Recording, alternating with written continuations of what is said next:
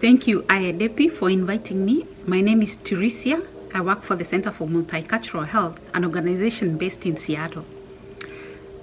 I'm here to speak about some of the challenges that are facing our youth, and there are many, especially now with COVID-19. I've spoken to some of them, and they are dealing with issues like isolation, which can cause depression or other mental health issues. Other youths are talking about being bored, as well as sleeping a lot, eating a lot, or even spending too much time on television or on the internet and social media. We know that all these can have an effect, especially for those who are going to school, or even those who are working as well, or in college. There are so many things that I'm thinking we can do to support the youth. Youth organizations have a unique opportunity to engage these youth, to be able to meaningfully engage them and allow them to take the lead in some of the activities that they are doing. It is not just enough to say that we are working for youth or we'll do this and that for the youth. It is important to work with them. Parents have the responsibility to guide their children. They want the best for them. And this sometimes can be a snare because we want our children to do things that we think are important to us, or sometimes we see ourselves in our children and would like to achieve things that we didn't achieve ourselves through our children. So what can parents do to be able to support their children to make decisions in terms of careers instead of forcing them? As an illustration, when a tree is growing up and it starts bending, a farmer will always do something to support the tree to straighten it to the right direction. But eventually, he has to let the tree grow by itself and become strong. And I guess that is the role for parents. It is easy for us to decide what we think is good for them, but also it is much easier if we have a conversation around the table, hear them, understand their fears, their anxiety, their desires, and their need, and come to a compromise. There are so many things that children can do right now, including going to a school that they can learn a trade. We have grown up in a system where ourselves, we were told that we need to be doctors, to be engineers, but it is high time that we show our children there are other things they can do in life to support themselves, including being an electrician, being a mechanic, or even a driver. All these are opportunities of work they can do to support themselves and support their families. Hi, my name is Lillian. I am an educator. I am a boy-child ambassador.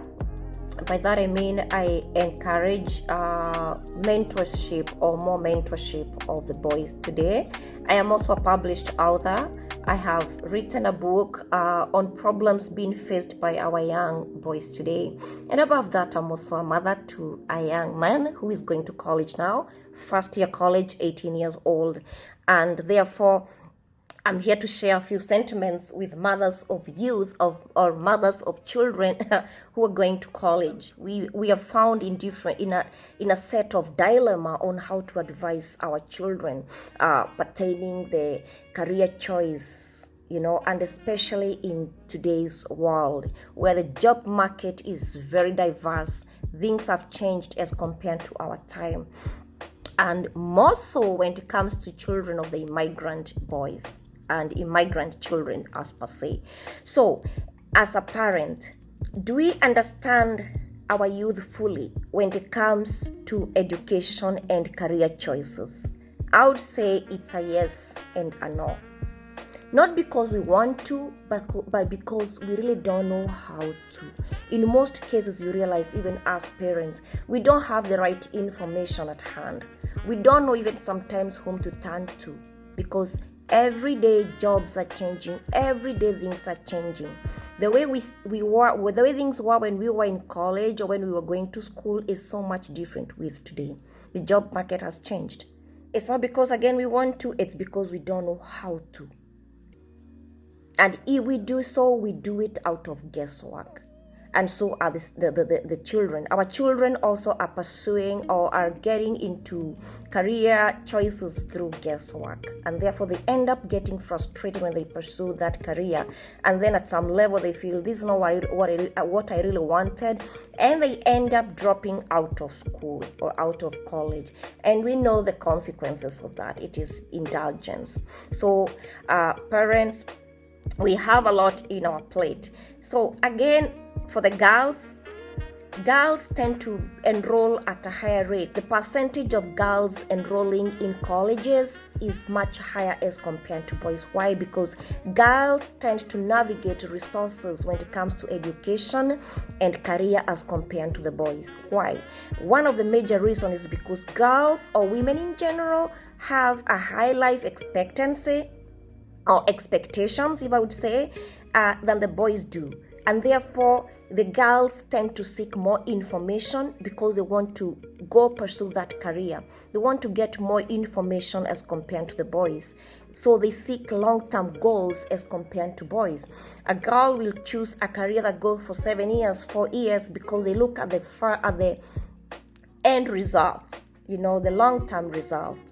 For the boys, I would say no. They really don't seem to navigate as much as the girls do. Why? Because boys, in most cases, it's more of a biological setup, if I would say. They are a little bit short-term when it comes to goals. They want something that just is, they want to be instant, and therefore, they even feel more pressured to act masculine. So they want to get, after clearing high school, they want to get into that job that start earning them a livelihood so much immediately. It doesn't matter how much money they get out of it, but they look at the immediate money that they get. So you find that the boys tend to get more stagnant in a job that is giving them the basic wage, and they don't pursue an education. They don't go to college. They don't want to enroll because already they feel, oh yeah, I can afford to get a little bit of money and maybe buy myself a vehicle, get myself into an apartment also. So immediate money that they get. So you find that the boys tend to get more stagnant in a job that is giving them the basic wage, and they don't pursue an education. Hello there, my name is Dr. Queen Wahiwe, and it is a privilege and an honor to be able to chat with you today. So I want to start off by just sharing my story briefly so that we can kind of have a background of who I am, where I'm from, and what I'm doing with my life. So, like I said, my name is Dr. Queen Wahiwe, and I am a family medicine physician. So what that means is that I take care of people from the time that they are babies or newborns to the time that they are older or elderly, and until they pass away. So I take care of all ages, from very young to very old. And I do work here, actually work in Kent and at a community health clinic. And so I take care of patients that are poor, low income. Most of my patients are non-English speaking, meaning that they don't speak English, obviously, and they're not from here. And so those are the group of patients that I work with. I have been a physician for 7 years now. I finished my training in 2013 in Charlotte, North Carolina. So I am from the East Coast, but I currently live here in Federal Way, Washington. So on the West Coast. So I went from all the way down from the East Coast all the way to the West Coast because of my job. And also because that's where, God called me. So yeah, like I said, I'm gonna just share a small part of my story. And I hope that after I share my story with you, that you will feel encouraged and inspired, and that it will teach you to dream big. The Lord put it in my heart to be a physician when I was 12 years old in middle school. Like I said, that's when I was watching the show Dickie Hauser, the young boy who became a doctor. And so that's when it started for me. But the Lord also put it in my heart to do missionary work, missions. So that's when you go overseas and you help the poor. And you also, show God's love teach about God's love, to the people that you serve. And so God put in my heart to do medical missions. And I knew that I wanted to be a medical missionary. Write down your vision and work toward that vision, and God will make a way, you know what I mean? And it doesn't have to be being a physician, it doesn't have to be, being, something like a lawyer or a doctor or, whatever. It doesn't have to be those things, but it does have to be something that's going to pull you out of your comfort zone. And it's going to be something that you're going to have to work toward. It's going to be something that you're going to have to sacrifice for. The advice that I would love to give is, number one, never give up. There's going to be times where you're going to feel like giving up, because it's not easy. Nothing that's good in life is ever super easy. So the biggest thing is just don't give up. Okay? Don't give up. Number two is surround yourself with really good people. People that want you to reach your goals, people that are similar to you in reaching your goals, because if let's say you want to be a doctor, but you're only hanging out with people who, for example, have dropped out of high school or whatever, like you becoming a physician and all your friends have dropped out of high school, more than likely you may not make it into that physician route if these are the only people you're hanging out with. So the people you hang out with, it's a big deal. Like a lot of my friends, they're all doing great things, like a lot of my close friends. You have people who are, I have friends who are in the military doing great things. I have a friend who works in Hollywood. She writes some of the movies that you guys have seen. I have a friend who makes cars for BMW. She's making money making cars, or designing. She's a designer. She designs cars for BMWs. I have a friend who who does IT, technology, computer tech stuff. I have a friend who's an engineer. So I have friends who are doing things that, and these are friends that I grew up, I associated myself with.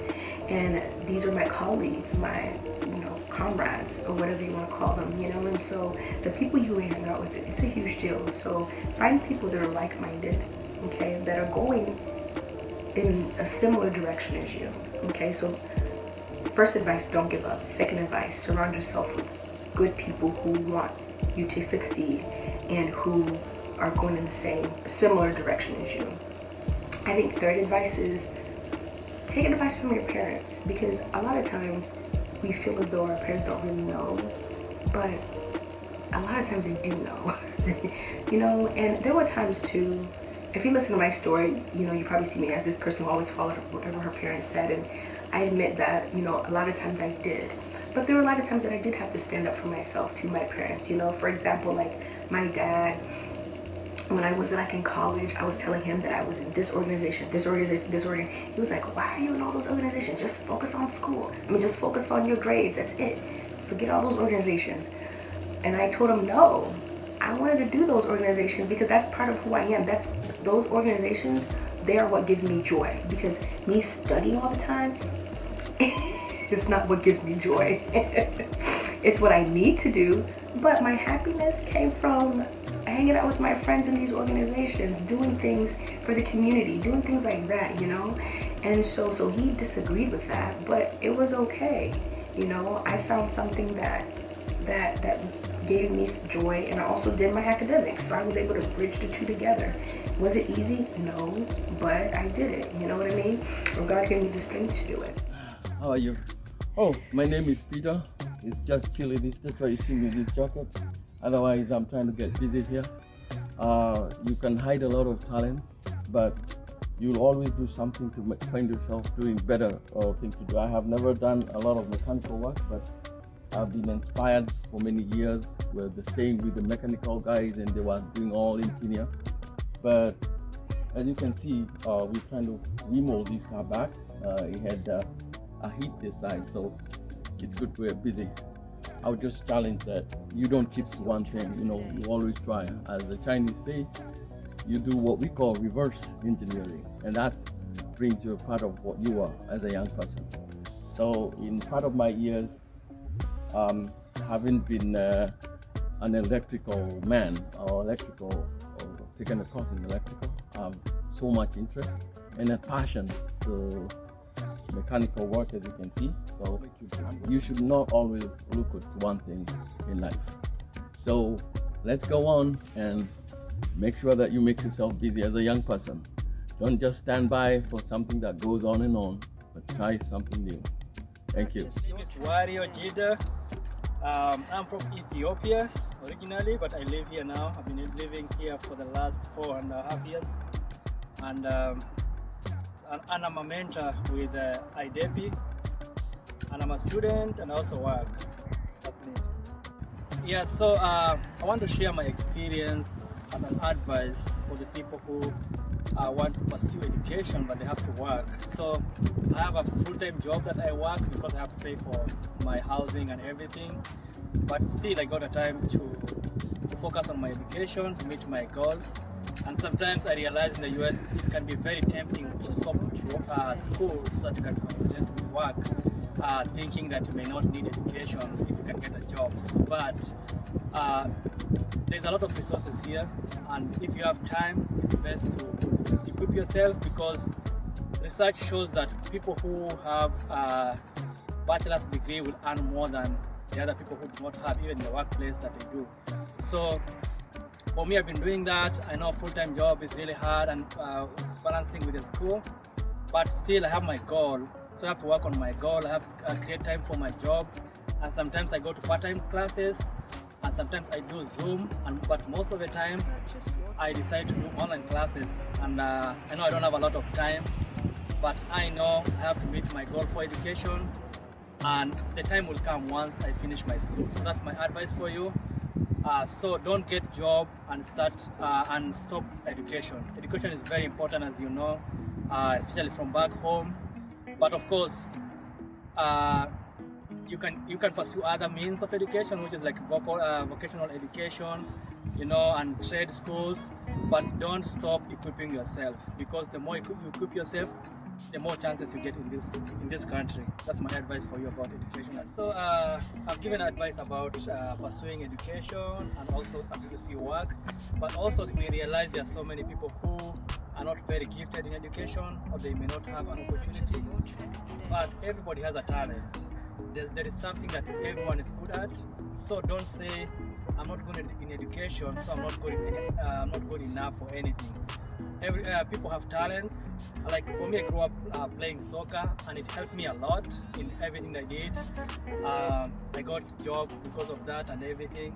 So I would like to advise you, if you have a talent, like let's say sports, or you have talent of making things with your hands or doing things, you can pursue that. There's vocational schools, there is trades that require some certain skills and some passion. So follow your passion if you cannot follow education. And America has shown that you don't have to really have education to meet your goal or to be prosperous in life. You can use your talent, you can use your creativity, you can use your experience to be successful in life. If you see most of the richest people in America, like Bill Gates and the rest, they followed their passion and what they knew and the talent they had, and they're successful now, and they employ the rest of us who are going to school. And I'm not trying to belittle school, but I also want to encourage people to use school and talent so that they can be successful. Hi, my name is Fiona Ketch, and I am the youth representative in IDEPI. I also study at WSU. I'm a sophomore, and I major in chemical engineering.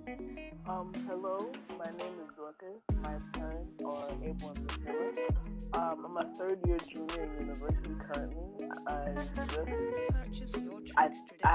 in the final year, so I don't know. But anyway, I major in political science and foreign affairs, minor in philosophy, and I plan to go to law school and be an author. My name is Dr. Abel Wadaka. I'm the dad to Dorcas, and I've been a professor for a long time, and I've been a teacher for a long time. In fact, my area of where I have spent all my career life is in teaching, in high school and also in college. And I want to recommend Fiona and the mom because of the way they have started this program because I do believe it's good to help so many students or so many people, young people. Because when you don't have an outlet and then you get an outlet, it becomes a way out that you can be able to get help. And I teach in Youngstown State University. I have taught for the last 7 years. And I taught I've been teaching what we call family and consumer science. Now I am teaching education. My name is Priscilla Gitimo. This is my husband, Abel. I'm the mom to Dorcas. Dorcas is our firstborn. We have 4 beautiful daughters, okay? And I teach, I'm also a professor. I teach at Youngstown State University. I've taught there for about 14 and a half years, quite a while. And I love the youth. The first question is, as a professor, how would you relate to the choice of career chosen by immigrant youth compared to other students joining universities? When I look at my students, I don't really check whether they are immigrants or they're not immigrants. When a student comes to my office for faculty advising, I cheer them up. It doesn't matter who they are. When we look at a student, I see them like my own child, where it's like, where are your strengths? That's the first question I ask. What do you want to become? Where do you see yourself going? Like when they choose a major, I'm like, when they come to my major, I'm like, okay, before we advise you which courses to do, what you want to do with your life? And then I guide them from there. All the youth, that the name undocumented student should not be your label. Should not. Remove it.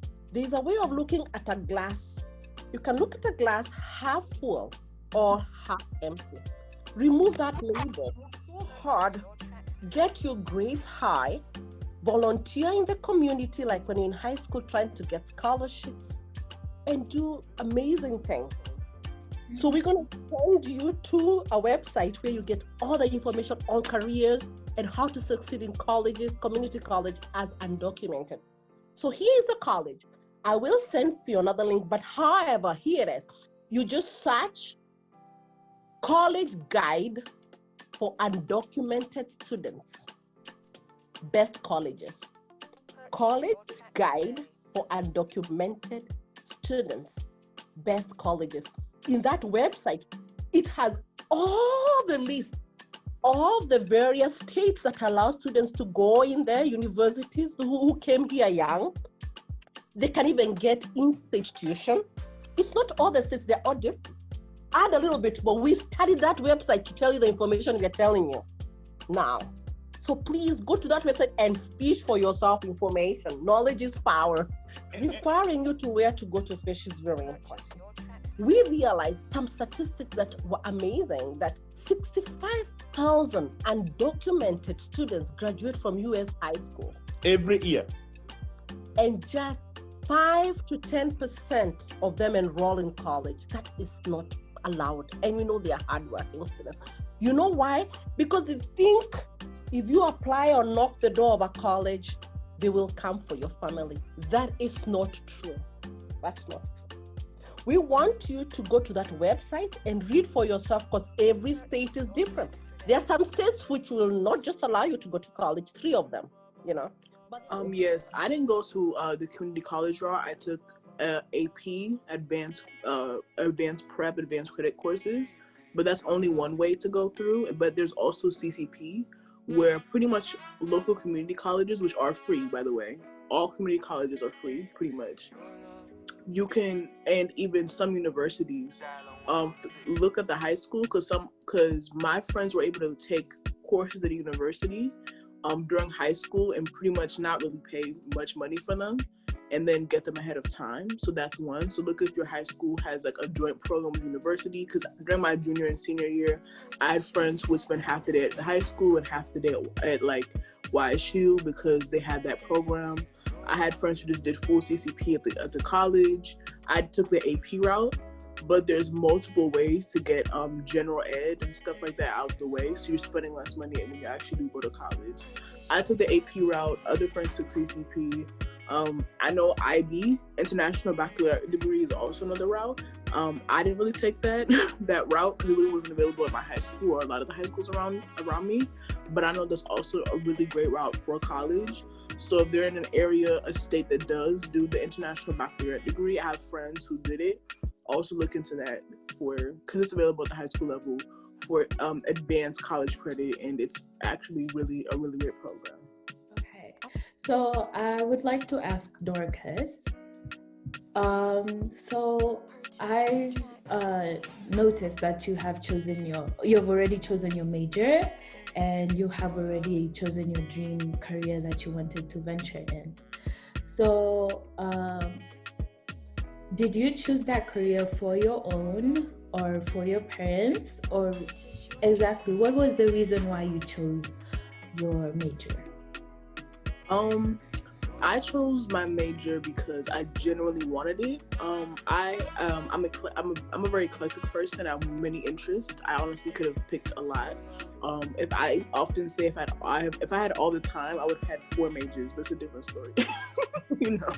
But I chose the specific one because I always had an interest for the topic since 11 years old, and my grandfather kind of saw it in me. So at 14, freshman year of high school, I was like, I want to be a lawyer. I looked into it. I saw there's many ways for me to be a lawyer. Now, one point that was kind of a worry to me is because I am also a very creative person. So I'm like, would I still be able to be creative as well as a lawyer? And would I have to sacrifice creativity for this career? And then I realized the more you grow, life is truly what you make of it. There's lawyers who are also authors. There's lawyers who are involved in creative fields. I found out there's lawyers who are full-on musicians, painters, who are poets, as well as law, and that creativity actually does help you not just only be a better lawyer, but be a better person.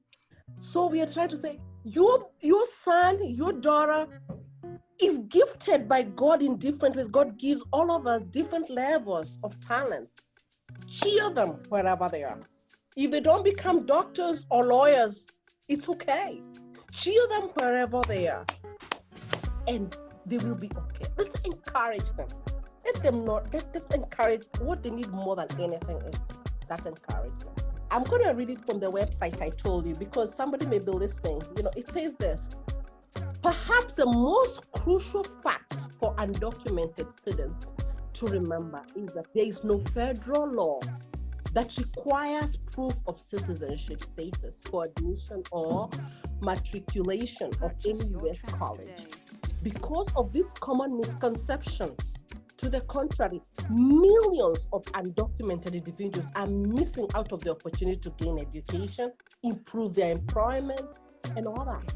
Another question is that when immigrant students get to go to university, I think there's a very big gap between some of the programs and some of the facilities that are, present for them. For example, when they get to talk about their mental health, something that is bothering them so much, I think there's a difference because they will not be able to get the resources that are offered to those who are born in this country. Not necessarily being undocumented, it's just the fact that, the immigrant children are born in a setup, where it's an African country, which they don't get to talk about their mental health. And getting themselves to get out of their comfort zone to go seek for help, it's a difficult, procedure. So what would you advise them? I'd like to say this, and all of us are going to talk about this one. Getting help in every field is a strength. It's a strength, getting help. Saying that I need help is a strength. And I want to say about, men sometimes they don't usually like to get help, and they usually keep quiet. They don't want to get help, and sometimes they explode. But you find women sometimes they usually look for that help. If we can be able to borrow a leaf, whereby even Americans, you meet an American where they have a problem, they are going to tell you on the road. They're going to tell you, and they're going to narrate, about that problem. Speaking about that problem, especially when you know that you are looking for help, is a strength by itself. And somebody said that a problem, talked about is halfway solved. And one thing I would say is, young people at this age, like young people are not.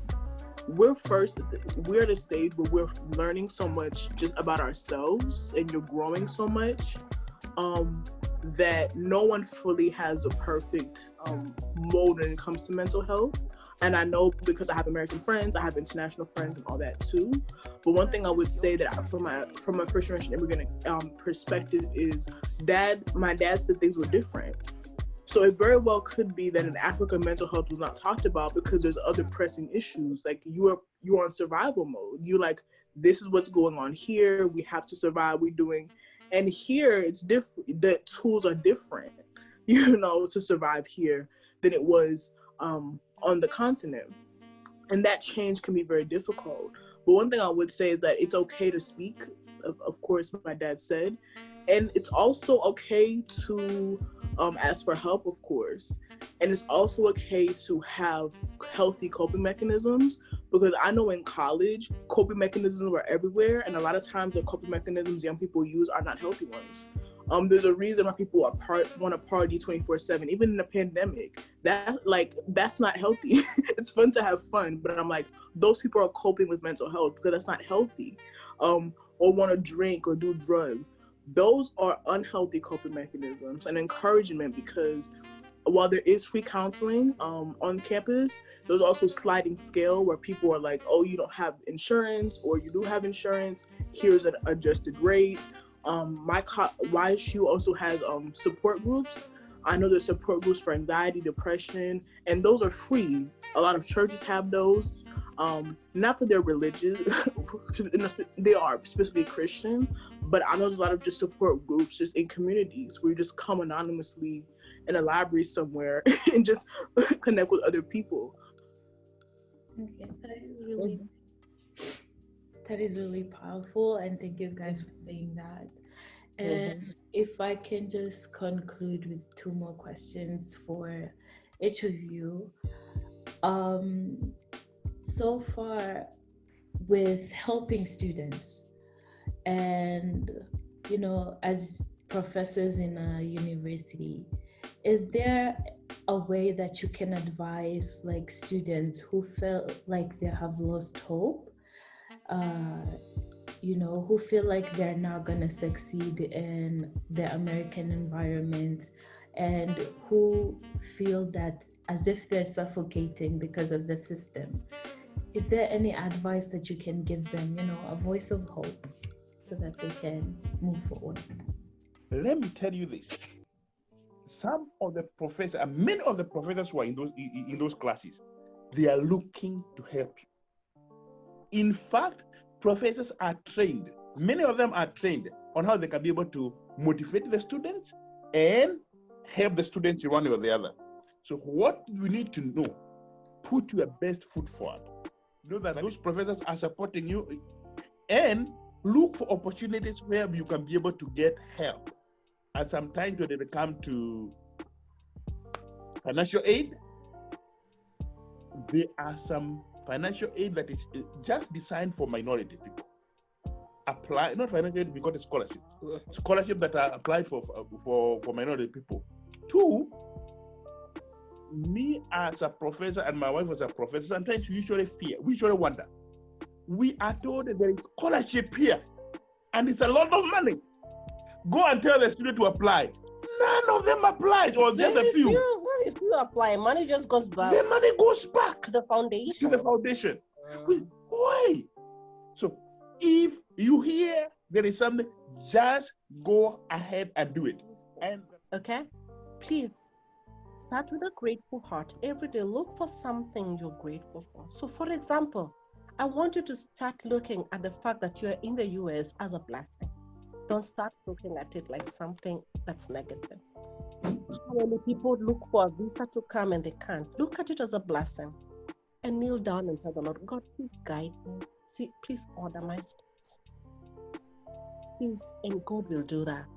Ask God's favor upon you. So, even sociologists, they use spirituality to encourage, if that's what your parents have raised you in. So if you believe in the Bible, you believe in the Word of God, if you go to church, get that as the source of encouragement. Here is another one that I have realized that's very good, especially for high school students, teenagers. Volunteer. Get something to do in the community, and especially helping children and disadvantaged children. Look for some organization in the community.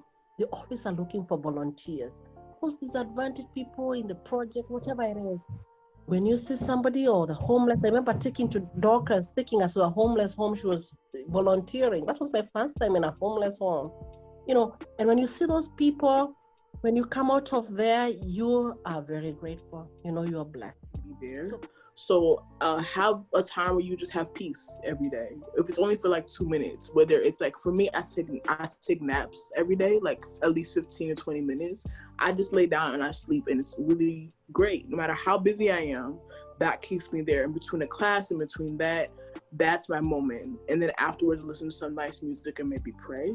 Someone else, it could be going to the gym. It could be cooking something nice. It could just be with friends. Have those moments to see that life is worth it. So what I want to encourage you, be deliberate about your social. Have good friends, good influence. If you're in high school or campus, please try and join like a Bible study or a student organization. Okay, thank you so much for joining us. Mm-hmm. And it's really nice to talk to a community where, we can get to look up to. And also it's really nice to talk to you, Dorcas, because, you're a college student and you may be able to advise so many, high schoolers and middle schoolers who, will look up to you. So thank you so much for joining us today. And we hope that we can have this conversation another time. And yes, thank you. Thank you, Fiona. Thank you. That was very good. Thank you. All right, thank you. Purchase your tracks today.